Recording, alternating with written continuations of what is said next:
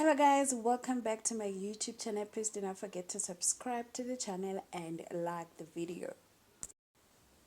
Coming up on Sibongile and the Dlaminis on Monday, when Kwenzo lies to Malanga about his whereabouts, she takes matters into her own hands and head off to confront Sibongile at Gen X offices.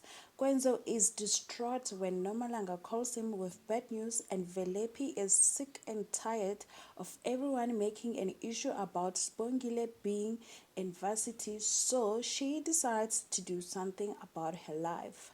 On Tuesday, Kwenzo unleashes his rage on Sibongile, blaming her for the bad news. Wine bottles are discovered when Tulisile comes to share an invite for breakfast. Phetheni honors the invite, puts on a fake smile, and learns that she is the talk of the neighborhood.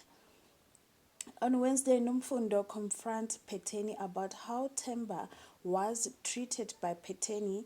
Velepi tests out her beauty products on Sangweni, and he is displeased when someone sees makeup on his face. Thank you for watching.